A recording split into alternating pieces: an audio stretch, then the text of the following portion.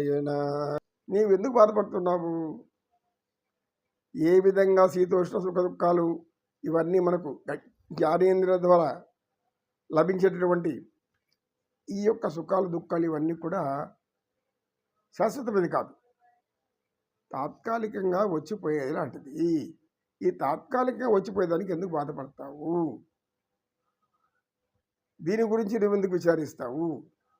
అదే ఈ యొక్క జ్ఞానం దీనికి వర్తిస్తుంది. దేనికి? నేను చంపుతున్నాను, నేను చంపబోతున్నాను, నేను చనిపోతాను, నేను నేను అంటున్నాను. ఎవరు నీవు? నువ్వు అనేది ఎవరు? ఎవరికి తెలుసు? నువ్వు అనేది ఎవరు అంటే ఎవరు జవాబు చెప్పారు? శరీరం నాది, కళ్ళు నావి, చేతులు నావి, ముఖం నాది. ఇందులో ఉన్న నేను అనేటువంటి ఆ యొక్క శక్తి పరమాత్మ చూసినంతకాలం చూస్తాడు.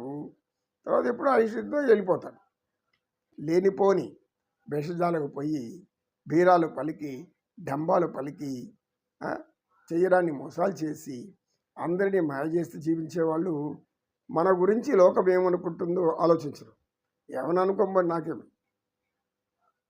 కానీ భగవంతుడు ఏం చూస్తున్నాడు అర్థం కాల. సర్వాంతర్యాన్ని.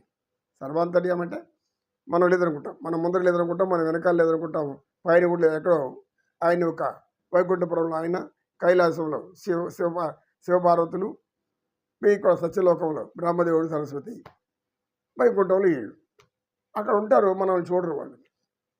అందుకే ఒక సామెత చెప్తారు మన పూర్వీకులు, పిల్లి కళ్ళు మూసుకొని పాలు తాగుతూ నన్ను ఎవరు చూడలేదు అనుకుంటున్నట్ట. ఈ విధంగా దుర్మార్గులు పాప పనులు చేస్తూ నన్ను ఎవరు చూడటం లేదు, మేము ఎవరు మనల్ని పట్టించుకోవడం అది అజ్ఞానం. సృష్టి అంతా సర్వాంతర్యామికి సర్వం కళ్ళు ఉండవా? అది సర్వం జ్ఞానం ఉండదా? సర్వజ్ఞుడు, సర్వాంతర్యామి, సర్వశక్తి సర్వుడు, సర్వము తానైన వాడు మనల్ని గమనిస్తున్నాడని మనం గమనించకపోతే ఎట్లా? సరే, చుట్టుపక్కల లేడు, మరి నీలో తెలుస్తుంది కదా నువ్వు చేసేది మంచిదా చెడ్డదా? నీలో చెప్తున్నాడు కదా, నీలో లేడా?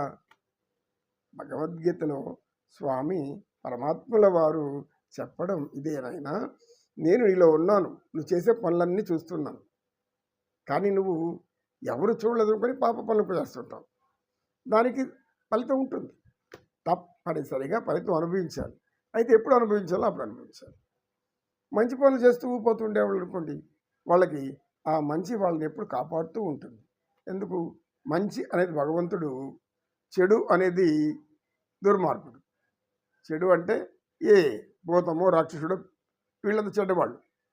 రాక్షసులు వీళ్ళందరూ కూడా దుర్మార్గులే కదా. అవతారం శ్రీకృష్ణ అవతారంలో ఆయన చంపింది రాక్షసులే కదా.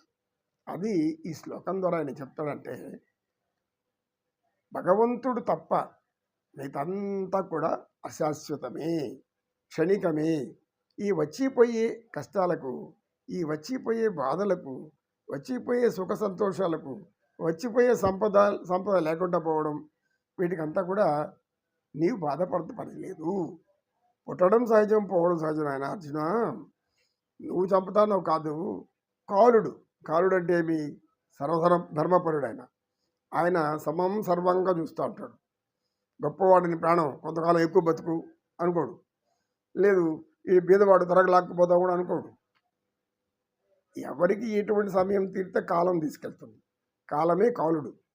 ఎవడెక్కడ ఉన్నాడు, యమలోకం ఎక్కడ ఉంది, మనం పూర్వకాల పురాణాలు చెప్పుకుంటుంటాం. సరే, ఉందో లేదని మనకు అనుకుంటుంటాం, పోతే పోయింది. కానీ ఇప్పుడు తెలుస్తుంది కదా నీకు, కాలంలో ఎంతమంది ఎలా పోయారు, గొప్ప గొప్ప వాళ్ళంతా ఏమైపోయారు. ఇవన్నీ తెలుసుకోకుండా బతికితే ఎట్లా అని పరమాత్మ ఈ శ్లోకంలో మాత్రా స్పర్శాస్తు కౌంతేయ శీతోష్ణ సుఖదక్కాదాయ అంటే పంచజ్ఞానేంద్రియాల ద్వారా ఈ భౌతికములో పంచమాతృకుల చేత, మాతృ అంటే పంచమాతృకుల మన తల్లులు అంటే పంచభూతాల తల్లులు, వాటి నుంచి మనం తీసుకుంటున్నాం, బతుకుతున్నాం. దాంట్లో ఏర్పడుతుంటుంది ప్రకృతి యొక్క సహజ ధర్మం. అది ఈ ఋతువులు మారడం అనేది ప్రకృతి సహజ ధర్మం. స్త్రీలకు కూడా ఆ ధర్మమే ఉంటుంది. అందుకే వాళ్ళకు ఋతుక్రమం అనేది వాళ్ళకు కూడా ఉంటుంది. కనుక స్త్రీ గొప్పది కాదు, పురుషుడు గొప్పవాళ్ళు కాదు. ఇక్కడ ప్రారంధ కర్మము, సంచిత కర్మలను అనుసరించి ఇవి ఏర్పడుతుంటాయి తప్పితే నీవు బాధపడాల్సిన పని లేదు. ఎటువంటి బాధ పెట్టుకోవద్దు. ఎందుకంటే తాత్కాలికమైన వాటి కోసమే ఆలోచిస్తున్నాం. శాశ్వతమైన దాన్ని ఆలోచించడం లేదు. యుద్ధంలో చనిపోతే ధర్మయుద్ధం అంటారు. ఎందుకు?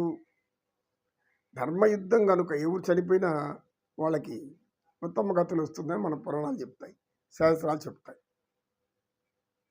కనుక యుద్ధభూమిలో చనిపోవడం వీరత్వం, ధీరత్వం, అన్నిటి సమానంగా తీసుకోవడం స్థితప్రజ్ఞత్వం, సమదృష్టితో చూడడం, సమభావాలు కలిగి ఉండడం.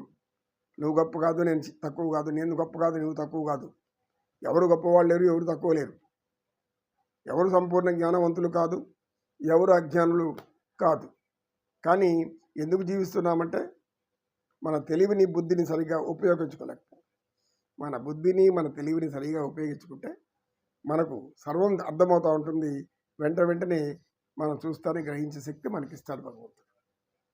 నమో కృష్ణ, నమో కృష్ణ. కృష్ణం వందే జగద్గురు, కృష్ణం వందే జగద్గురు. గోవింద పరమానంద పరమపురుష. నాటి బ్రతుకు నాటకము,